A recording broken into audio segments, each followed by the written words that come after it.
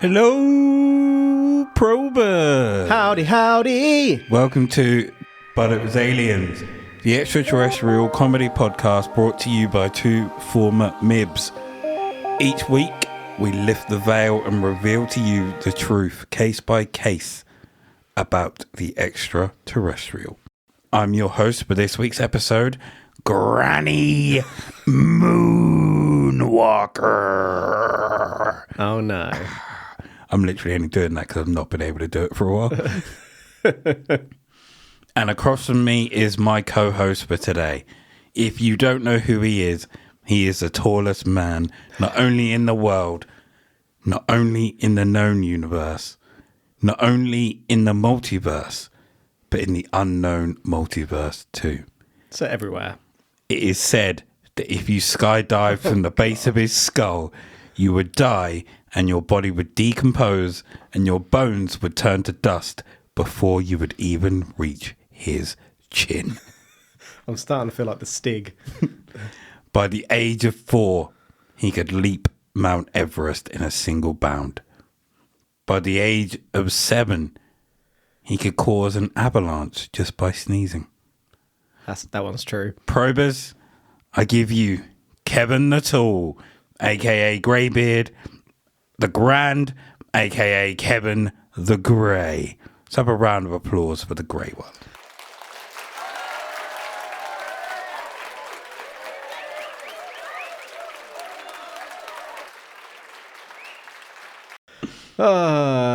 That was elaborate, wasn't it? It was all true. At what point is that going to stop? When I run out of things.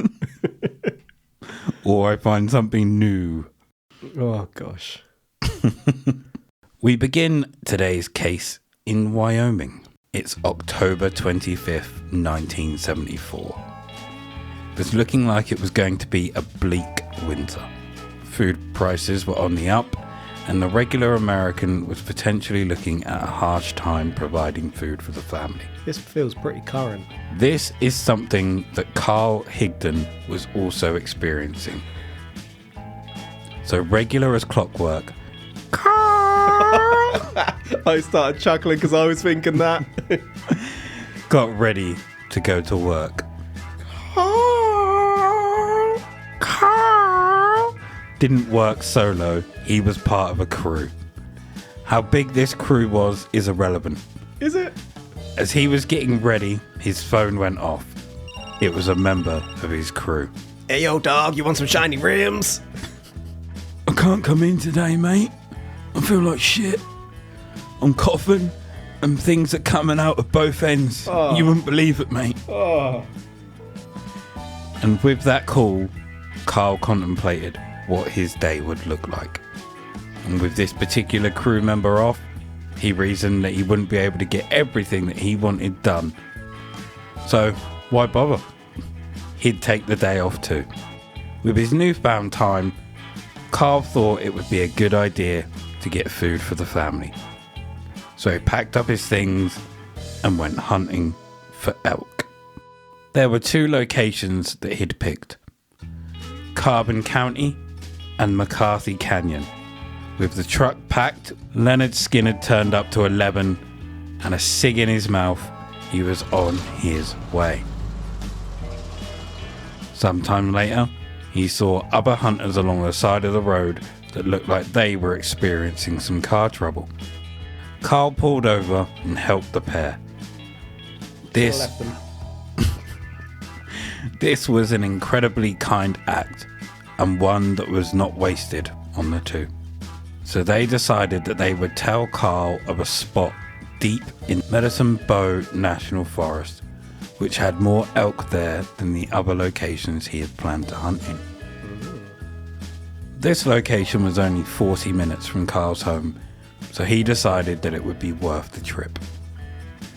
So with the new information, he went. When he arrived, it was around 4 p.m. It was still light, but it wasn't going to stay that way for long. This is like the start of a horror film. I feel like Carl should not have trusted this other group of hunters. They What film is it? It's not Texas Chainsaw Massacre, is it? Where there's like a group of cannibals living in the woods. Is that House in the Woods or something? Oh, I forget what franchise it is. I have no idea. Either way, I feel like these folks have been sent out to entice a new victim to come in deeper where they can get him without being interrupted. Or they're trying to send Carl Is away. it Wrong Turn? I honestly With don't Elijah remember. Dushku? Could be. Well, Carl got out the truck and started to prep his hunting gear when he spotted someone familiar. It was his friend, Gary Eaton. They had a brief chat, and Gary informed him that he was going higher into the forest, but that he might scare down some elk for him. As they parted ways, Carl went to the spot that the hunters he had helped told him about. Shortly after he entered the area, there was a sudden movement which caught his attention. He stopped and focused on his surroundings and witnessed a small herd of elk. Oh, thank gosh. Carl was higher up than the elk. Oh. Salivating at the sight in front of him, he slowly lifted up his rifle. With an elk in his sights and a boner in his pants, Carl steadied himself and took his shot. With the rifle. The sounds I was making were quite appropriate, it turns out.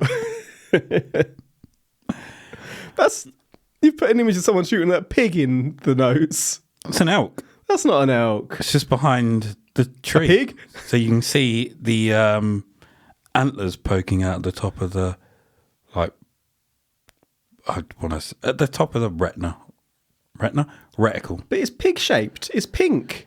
That's not pink. That is pink. Do we need to get your eyes tested? We might do, unless we need to get yours tested. No, we really don't. That's a pig. I think we need to get your eyes tested. It's pig. Also, hunting. that's a fucking large pig. That if is that's a large pig. pig. I'll give you that. How big's an elk? All right, let's find a day for you to go to Specsavers, shall we? Well, I've heard they come to you now if you need it. If you can't find your way to the door. So I think we should call them up and get them to come see you. If that's an elk, that's a pink elk. It's not pink. I love the fact you're looking closer. That's a pink elk. I ain't pink, my friend. What colour would you say it is? A light shade of brown. The same colour as an elk. Elk coloured. That's a real light shade of brown. Well, the elk didn't move. Didn't squeal either. Not only did the elk not move, but there was no sound. Not only was there no sound, but the expected kickback from the rifle did not occur. Ooh. When he took the shot, the end of his rifle was in his sights, and he allegedly truthfully saw the bullet exit the barrel and slowly travel through the air. Think of bullet time from the John Woo films made famous by the Wachowskis and the Matrix. That would be awesome. It eventually dropped to the ground at a distance much shorter than it would have if it had taken its natural route. That's less awesome. Carl soon became painfully aware of how silent it was around him. No sound was coming from anywhere. So my mind's eye is seeing that everything has gone slow motion, not just the bullet. Super slow Carl doesn't realise it, but he's actually moving in slow-mo. Something is watching Carl and has slowed them down. Either that or he's got a dud gun. I mean, technically the hunters did give him good advice to go to this spot if he's got there and immediately he's seen pigs. Elk. Excuse me, elk.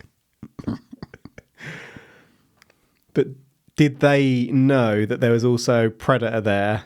I mean, it's a new power for Predator, but Stole it from the Matrix. do you reckon that's like they were literally on their, or not on their way out, but they were trying to escape and then their car got hit. That's why they were in trouble.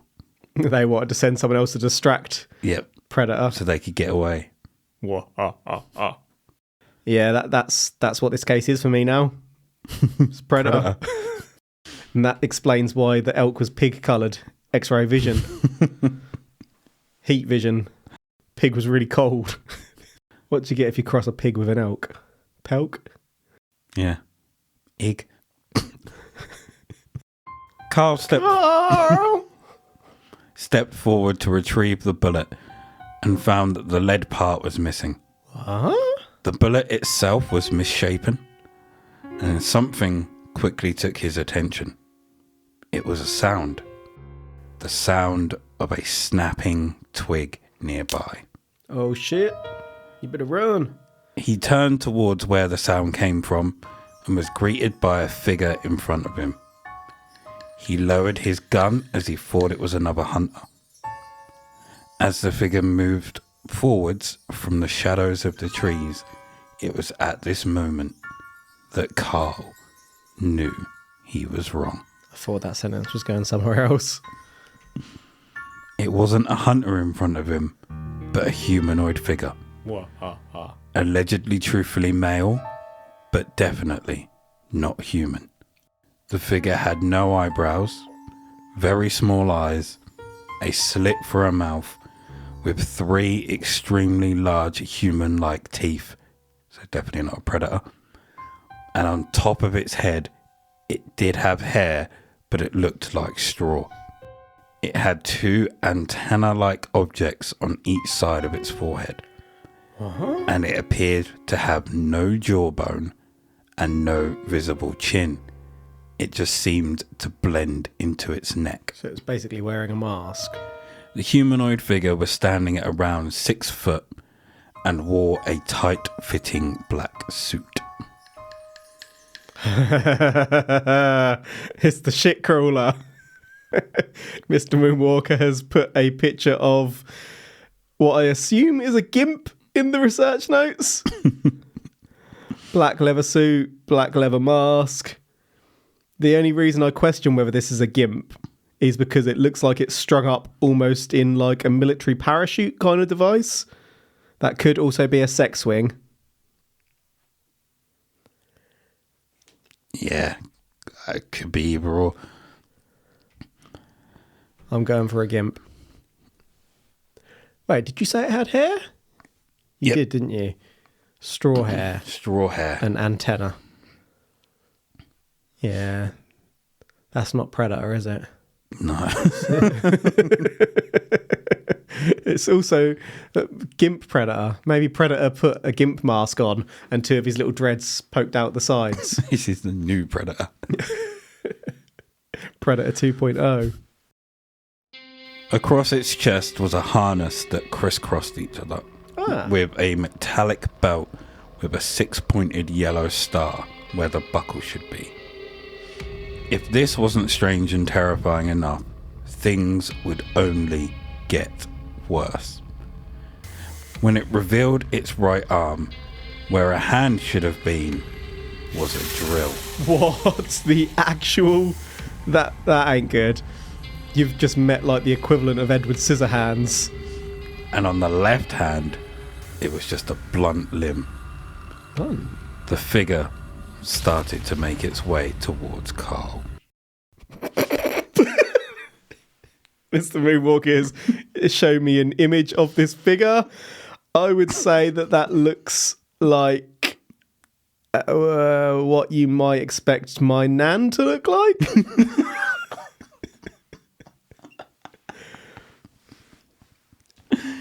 It looks like an older lady in a gimp suit, but without the mask. And a drill hand. I mean, we can't confirm that this isn't a predator. Why has it got... In what sense? Well, we've got like a potential alien suit. Just cut the dreads short. If you made those dreads longer on this picture, that could look like a predator. It looks nothing like a predator. It's got like, if you look at the mouth and the nose. predators. That's almost like a triangle kind of shape.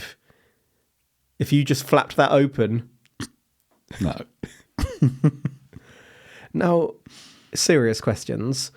The limb was blunt. Is this some sort of creature that has evolved to the point that they have plug-in tools for limbs or for hands so they can pop off and pop in whatever they need? Whatever utensil is needed for the job. Now, why has this creature gone straight for the drill? It's a good question. What are they going to drill? What were they doing previously, or what are they going to do? What are they planning? Is it a weapon? Is it an exploration tool? Is it... sex tool? Yeah. Yeah. I was trying to think of a polite way to get there, but... Could be all three. Multi-purpose. Multi-tool. It's got a multi-tool. And a ninja star. What was the symbol on the crotch? I have no idea. Maybe it's not a symbol, but a stain. In the image, we've got some sort of white mark / image on the crotch. I mean, if you ignore that, but look around it at the legs, it looks like they're wearing chaps. A little bit, yeah. So maybe that's their junk, and they were wearing chaps. Got cut out. For easy relieving of oneself. When Doris really needs to go, she's got a piss flap. Carl was terrified and was bracing himself for the worst, but was completely taken aback when the creature asked, "How you doing?" Did the creature have a deep voice, or do we not know? I have no idea. Damn it. I feel like that's really important context. How you doing? Carl? How you doing, Carl? Yeah, that sounds fucking terrifying. With the drill going as it's saying it. I'm legging it. Carl. So I guess we are to take that this creature is potentially friendly from the fact that it's engaging in pleasantries and it knows English. Unless that false sense of security. How you doing is how you doing.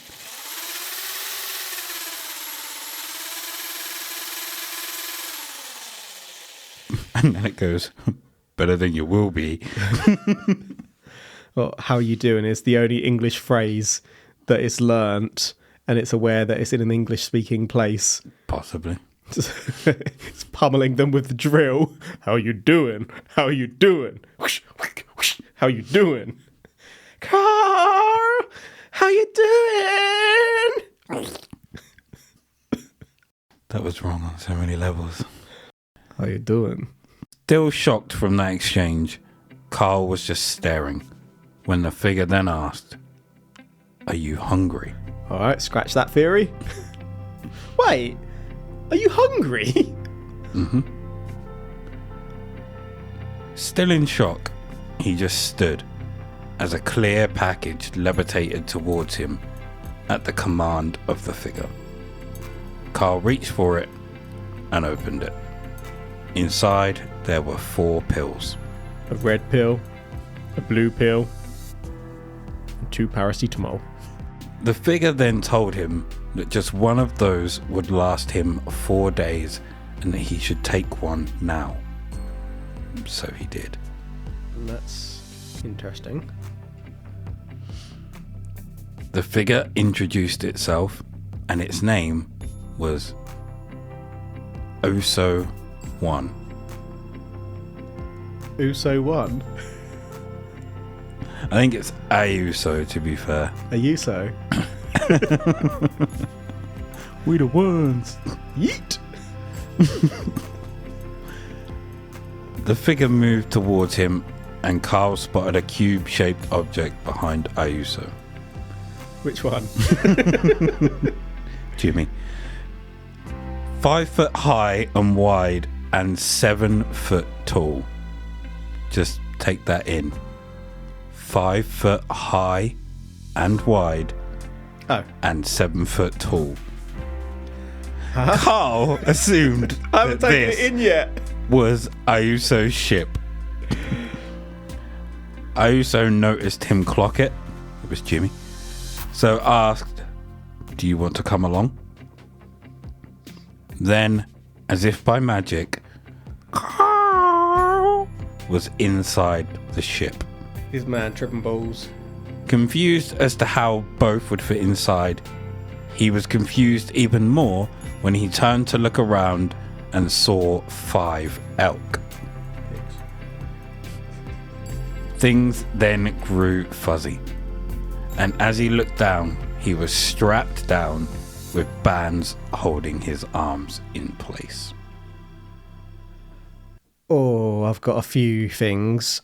Pill. If you took a pill that meant you didn't need to eat for 4 days, wouldn't that be quite bad? Because we're evolved to eat certain amounts per day. If you're eating 4 meals worth in 1 day, your body's still going to get hungry. The next day, it's just going to store all that food as fat and you're going to be starving your ass off. I don't know if it works the same way or if it works Probably not. Like, you don't feel hunger. Maybe or it's a really like a slow release. I think I've taken it in. The cube ship was 5 foot high and wide. So is this like a 2D dimension, 5 foot by 5 foot, as in on a 2D plane, then 7 foot tall on the 3D plane? You don't know, do you? 5 foot high and wide and 7 foot tall. Yeah. So it's talking about realm. length, width. No? In a 3D realm. Yeah. So you draw the height and the width on the 2D, then you add the tall, as it were, to make it 3D. You're not drawing. And that's where it. the 7 foot. So it's 5 foot high and 7 foot tall. Don't just nod at me like that's right. That doesn't mean anything. I'm about to throw my chair out of a window. What? It doesn't make sense. The craft lifted off. I'm not ready. I don't understand. Another figure similar to Ayuso entered the room. How did he get in the craft? And this was Jay. How did he get strapped? She's just there. What? This other figure put a helmet on Carl's head. Safety first. The bottom of the craft was clear and Carl could see through it. Underneath there were planets, but they weren't planets that Carl knew, and they entered the atmosphere of one of these planets. As they came down, he saw a tower which was so big it dwarfed everything around it. All around the tower were revolving patterns of lights, so bright that Carl couldn't keep his eyes open. As the craft landed, Carl was amazed to see through the ship other humans. Other humans who were interacting with each other just like they would on Earth. There were teenage girls, a couple in their late teens, and an older gentleman in his 50s, according to Carl. Oso told him that they were on a planet 163,000 light miles from Earth. Damn, they move quick. Carl asked if he meant light years, but Jimmy explained that time is different for them.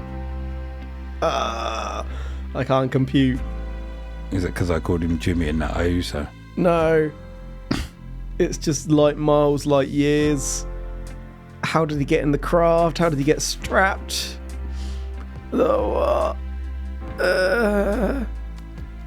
Ayuso then mentioned that they should go into the tower. Inside the tower, they didn't seem to walk, but instead floated. Carl couldn't wrap his head around this. A glass shield stopped in front of him and scanned him up and down for around 5 minutes before disappearing. Ayuso then told him that he was to be taken back to Earth as he didn't suit their purpose. And just like on Earth, he was within the cube within seconds. Before taking him back, Uso and Carl did have a conversational exchange, and Uso told him how they don't have fish in their seas, and it's something that they liked about Earth. Uso told Carl he would no longer need the food pills that he gave him, so he took them back. And then before he knew it, Carl was back on Earth. Hey, little fishy, I'm gonna eat ya. Interesting that he took away the evidence that Carl could have potentially shown people at a later date, took that pill back. But I'm going to put that to one side. They don't have fish in their sea. Nope. So they have seas. They do. Maybe what they have in there isn't classed as fish. Maybe they have other creatures that are less aesthetically pleasing to them to look at. Maybe their waters are too salty for complex life to be sustained. What if they have other versions of them, like seafaring versions that are vegetarians in nature by eating the sea plants, and they don't actually have fish in there? What if? What if? We don't know where these planets are. We've got no idea. They are 163,000 light miles from Earth. In which direction? I do not know. Around. So we don't know what constellation we might be talking about here. I was just curious about whether it lines up with any previous cases we've covered. No idea. Like Andromeda, for example. I can't wrap my head around how this is happening either. So my mind did travel back to the start where he met this thing and it's like, you want to come with me? Yeah, you want to come with me? Mm-hmm. Then they scanned him, and once he was there and were like, you don't fit our needs, you can bugger back off. So that wasn't really an invite. They were going to take him regardless, weren't they? Maybe, yep. That drill hand was going to be used if he didn't come willingly. But because he did, the drill hand didn't need to be used. It seems like a lot of bother. If they've got the technology to travel all the way to Earth, these 163,000 million gazillion light mile years, you'd think they'd be able to scan Carl on Earth. Why do they have to go and get him, take him all that way to scan him to bring him back? There's got to be a quicker solution. Maybe there isn't. Can't they get a little handheld and just go, meep, meep, meep? How advanced are these Usos, really? On the edge of braking, Carl could see that his truck wasn't in the same place that he'd left it. Uso told him, "We'll see you." And then Carl was no longer in the craft, but was floating several feet above the ground. Ooh. And then the craft was gone, and Carl was standing on the edge of a cliff. What? What? They whacked him. He fell about 10 feet down and sustained some serious injuries. Head injuries? Possibly suffering concussion too. He struggled along the dirt road trying to find his truck, and eventually he did, although he didn't know it was his and just used it for shelter. He then heard a voice. The voice came from the CB radio. He quickly responded, asking for help. He knew he was at the North Boundary National Forest as he saw a sign on his stumbles. A search party would find him just before midnight. The search party were perplexed as to how he even got the truck where it was, as there was no signs of any tyre tracks, even in the muddy terrain. Well, that is a head scratcher. Is this account verified?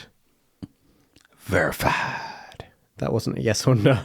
You just repeated the last word that I said. Said.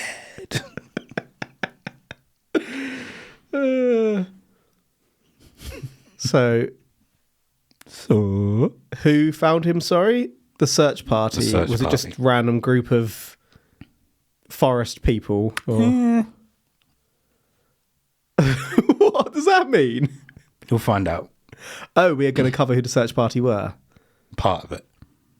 Glorious. Then I shall cease asking questions on that topic, because I was wanting to see evidence as to why they were querying how the truck got where it stuck. Truck stuck? Truck got to where it was? Yeah, that. How did the truck get there with no tracks? Did they analyse the ground? What sort of ground was it? Had it been raining? Was it muddy? Was it sandy? Was it windy? Anything going on that could destroy tracks? Had the truck been there for bloody years? Probably about 8 hours. I mean, the fact Carl took a bump to the head does give us a potential non-extraterrestrial explanation. Why has he got a CB radio? Huh? They aren't hugely common. Were they in the 70s? Well, I suppose. I don't know. Truckers tended to have them. I think every kind of American film that you watch that's around that time, or TV show, they tend to have them in there. In their trucks. I used to really want a CB radio as a kid, and my family wouldn't let me have one. That probably strikes me as quite a good thing now. Talking to some 40, 50-year-old geezer in his basement. You'd have got kidnapped. What would you chat about? Hello! Knowing you, you'd have probably told them to meet you somewhere 2-3 hours away from where you even were and where they were. Yeah. I'll meet you at this park at this time, and it'll be a park 5 hours away. Not even in the same county. Yeah, and I wasn't leaving the house. Did you say sweeties? Well, shit. I think it's something, the idea of it is probably much more exciting than the actuality of having it. Come on, and that same person talks again, fuck off. It's been 5... I don't want to talk to you. Not you again. God damn it, Dave. Carl's wife had joined the search party, but Carl didn't recognise her at first. When he saw a doctor, they noticed not only the injuries he had sustained, but that his eyes were extremely bloodshot too. When they took blood samples, they found his blood had more vitamins and nutrients than a normal human, and that the scarring on his lungs from tuberculosis had disappeared. What? The next day, everything came back to Carl, and with his authorization, the authorities told the press. This brought out the ufologists. And not just any, but the big guns. I've not turned the page yet. Well, it says do not scroll. I feel like it might be fart sprinkle. You can feel all you want. Why would you have told me not to turn the page? You've written in big letters, don't. It's got to be fart sprinkle. Hey! Fart sprinkle!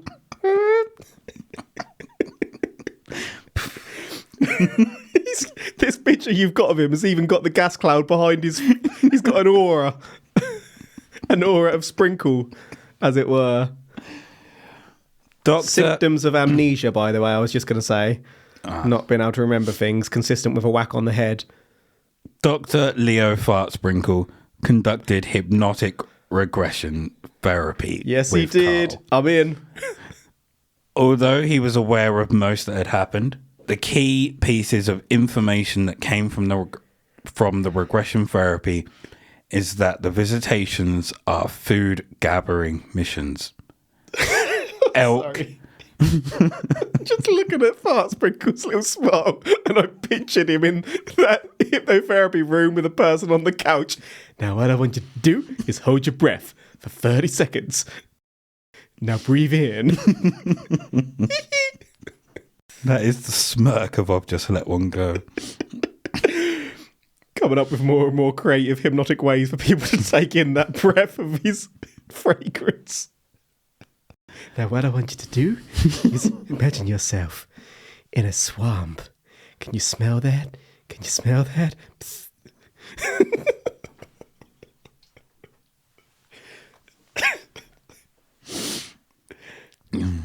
It's like you're there.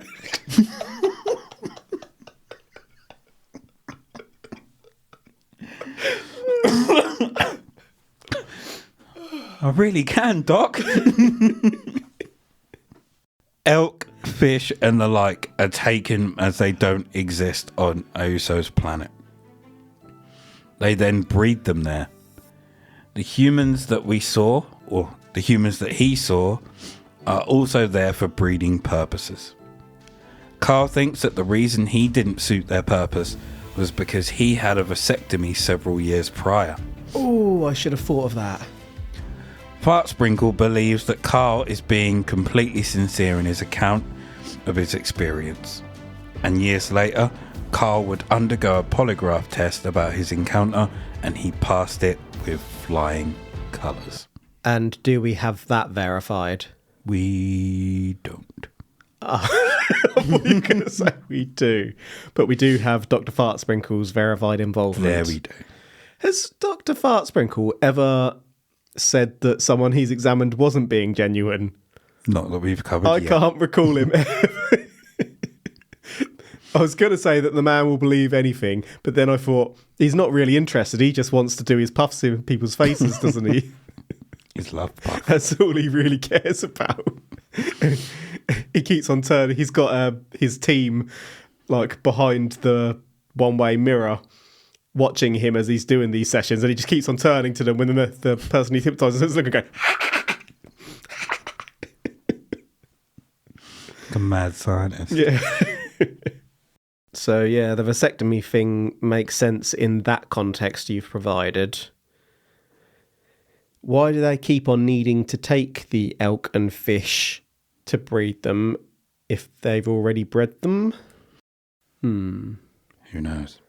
Maybe their planet can't sustain Life. that form of life. They don't have the natural environments to do so. Oh, a newspaper article. Proof that it happened.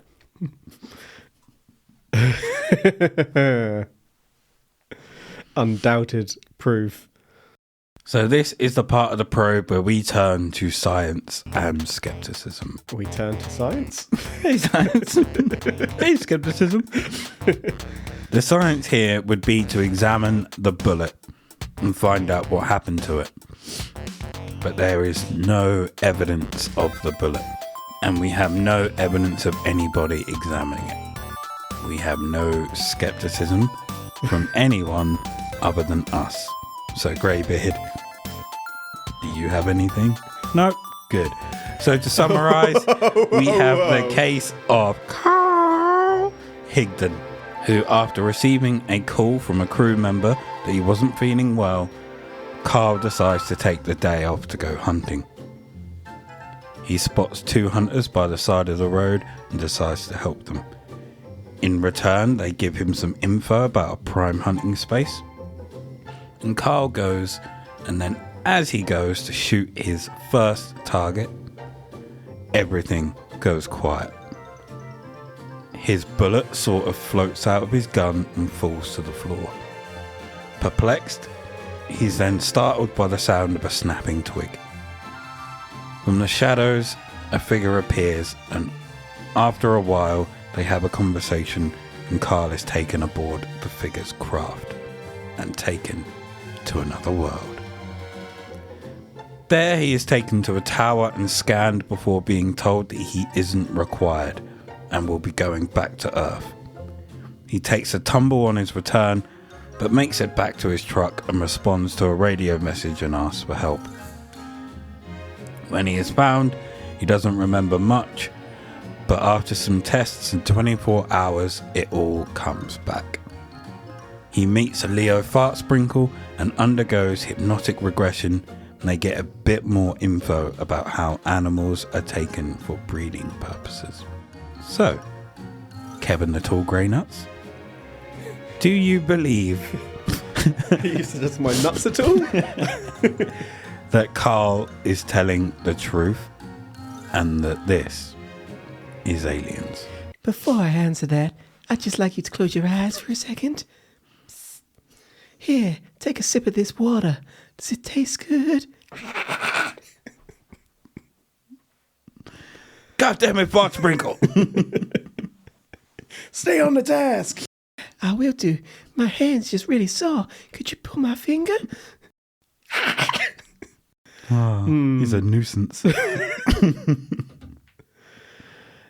Do I believe that Carl is telling the truth? No. Do I believe that Carl is telling his truth? Unsure. We haven't really got much to analyse Carl's character. What I think has happened is that Carl appears to have taken a knock on the head, and we know from previous probes that hypnotic regression can lead people down these kind of paths where they start remembering things that haven't actually happened, or memories get twisted and distorted and whatnot.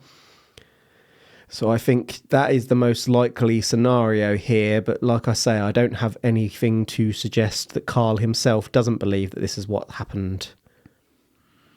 That is where I'm at with the evidence at hand.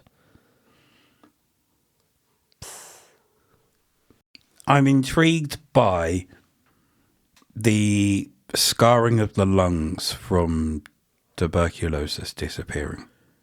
But we didn't have anything to verify that he had tuberculosis. Yeah, or that his lungs were studied several times, or previously at least, to determine the level of scarring that was present before. Where's the before and after shot? Yeah, so I was going to say it's possible that that may not have happened at all. He might not have had TB. He might have been misdiagnosed. But he could also have TB and they've just grabbed the wrong x-ray. Either in the first scan, showing more scarring, or this one. Either way, that was one bit that I was not stuck on, but intrigued me more. Either way, I don't think it's fucking aliens. Like you said, the bump to the head is quite prevalent. Or it's a big... Who's to say he wasn't offered mushrooms? He might have gone hunting and done some hallucinogens that didn't affect him. Do people do that when they go... You know how some people, and I'm not into fishing, but how some people go fishing away from their other halves and whatnot, and they have themselves some downtime with some illicit substances whilst they're there. That's their idea on a good time. I know a few people that do that. Do hunters do that? Because that strikes me as quite a dangerous combination with a live firearm in your hands to be tripping balls. But again, he might not have been affected by it previously, or he may have. We don't know what plants there are out there. He might have brushed up against one which has that effect. He might have like scratched up against something that poisoned him and has a hallucinogen within its poison. He could even have had an underlying condition. Absolutely. So either way, he might have hallucinated it. He might have knocked his head, and this is what he's recalling from it. Do I believe that he believes it? At the moment, I say yes. And if it ever comes out that he's bullshitting, then he's bullshitting. But I don't believe it's aliens. I just believe that he believes it is. Yeah, okay. Oh, that's it for today's case. Thank you for joining us for this week's probe. You can find us everywhere at But It Was Aliens. That's Facebook and Twitter, now known as X, Instagram, and we have a Facebook group called Extraterrestrial Towers. If you'd like to hear more from us outside the realms of the extraterrestrial, you can find us on patreon.com/But It Was Aliens. There we cover ghosts, Rasputin's dick, pegging, and much, much more. Bloody pegging. As always, I have been Moonwalker, and he has been Greybeard. And I still am. Remember, the truth is up there. #ProDuction.